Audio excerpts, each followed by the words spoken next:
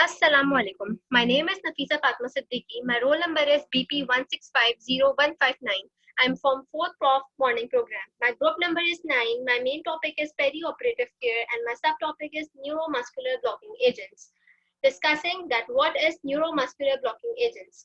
Neuromuscular blocking agents play an important role in the management of a large number of hospital patients. In addition to the routine use in surgical anesthesia, neuromuscular blocking agents may be valuable in many new and evolving critical care situations.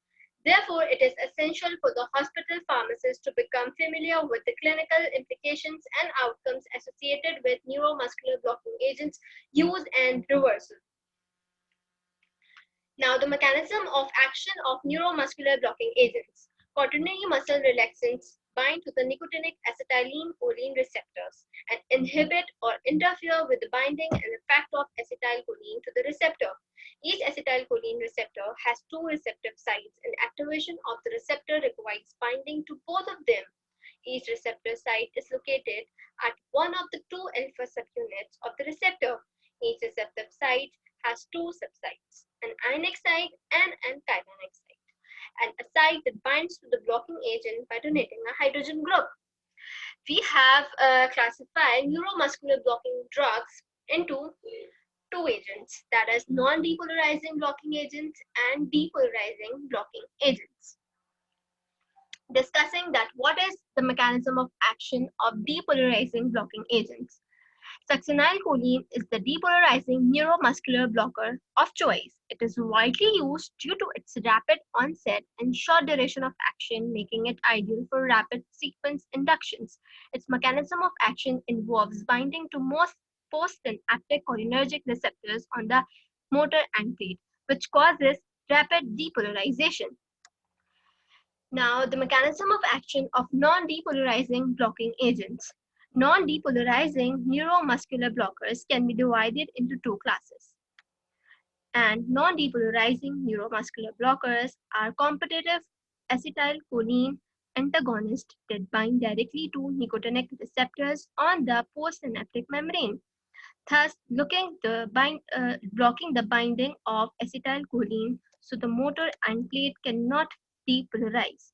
This leads to muscle paralysis.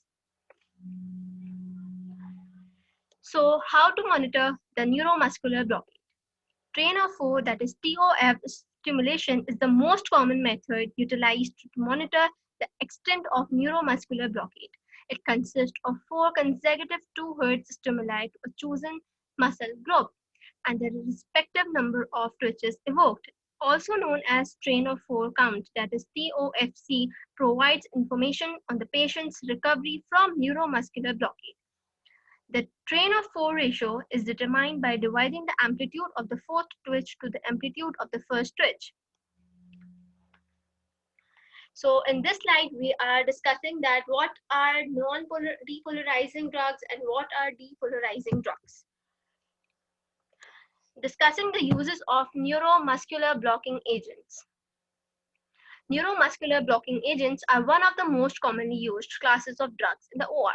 They are used primarily as an adjunct to general anesthesia to facilitate endotracheal intubation and to relax skeletal muscle during surgery under general anesthesia. Skeletal muscle relaxation optimizes the surgical field for the surgeon and prevents patient movement as a reflex response to surgical stimulation. Analgesia must be ensured when neuromuscular blocking agents are administered to ICU patients. Neuromuscular blocking agents are also used in the ICU to paralyze mechanically ventilated patients. An important point to remember is that neuromuscular blocking agents have no known effect on consciousness or pain threshold. Now discussing the causes and preventions of complications of neuromuscular blocking agents. Some of the complications are impaired neuromuscular transition and muscular weakness, and this is caused by immobility and which is prevented by early exercise training. One of the most important cause is complication is slowed gastric motility, which is caused by prolonged immobility, lack of oral intake, possible paralysis that is prevented by pro-mobility agents, enteral nutrition. Some neuromuscular blockade monitoring are discussed below in the slide. There is placement of the pins monitoring pads to stimulate the adductor pollicis, peripheral nerve stimulator with pads placement to stimulate the orbicularis oculi. Some of the adverse effects or side effects of the neuromuscular blocking agents. Succinylcholine use should be avoided in patients with severe hyperkalemia, significant burns, denervating disease, and a history of malignant hyperthermia. Non-depolarizing neuromuscular blockers may cause histamine release associated with hepodynamic instability, slowing the infusion rate, or pre-treating with antihistamines can reduce the indecence. Tachycardia and some of the respiratory effects, liver effects, and sometimes renal effects also caused due to neuromuscular blocking agents. So here we discuss about the case study that as a 70-year-old woman, ASA IV is scheduled to undergo a 2-hour GI procedure. Some of the lab reports are given below. So the subjective of this case study is that we have some vital signs that the gender is female and the age is 70 years. Chief complaint is elimination issues. That's why undergo a 2-hour GI procedure.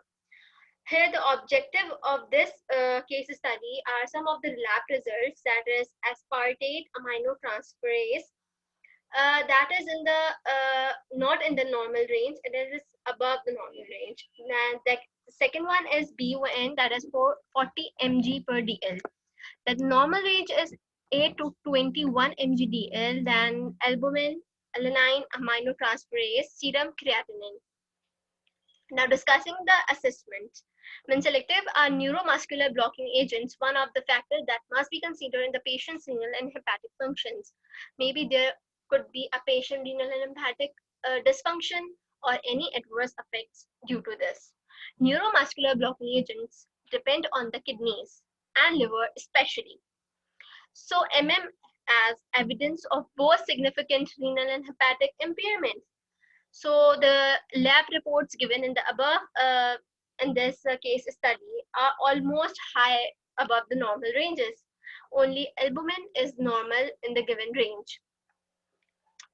So here we are discussing about the plan of this case study, that is Hofmann elimination is a pH and temperature dependent process. So for this we give atracurium, that is tracurium, and caesartracurium.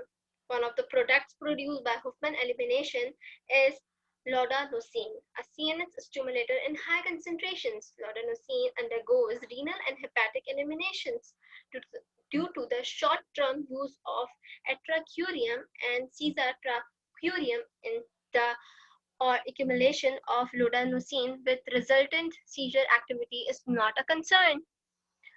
So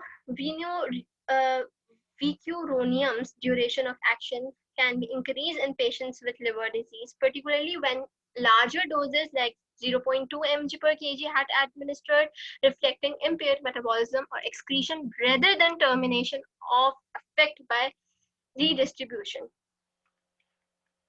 So from the above case, we plan or note some notes about the cases that has evidence of both significant renal and hepatic impairment. Caesartracurium and atracurium would be appropriate choices of a neuromuscular blocking agents because their properties are not altered significantly by renal and hepatic failure. Furthermore, because these agents have an intermediate duration of action, they can easily be used in a 2-hour procedure. The availability of generic atracurium makes this agent a more economic choice. However, the great propensity of atracurium to cause histamine release with resultant hypotension makes caesartracurium the most appropriate choice in this 70-year-old ASA-IV patient. Now I want to share some key points about this all topic, that is neuromuscular blocking agents, NMDBDS. act as several sites at a neuromuscular junction, but their main effects at as are as agonist and antagonist at post-junction nicotinic receptors. Succinylcholine is the only available depolarizing neuromuscular blocking drug. It has several undesirable side effects. Less potent non-depolarizing neuromuscular blocking drugs have a more rigid onset of action, comparable with succinylcholine.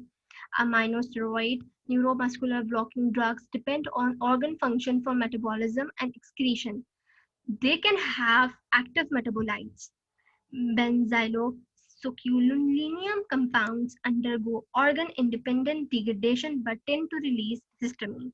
A short-acting, non-depolarizing neuromuscular blocking drugs with a rapid onset and short duration of effect is required to replace succinylcholine.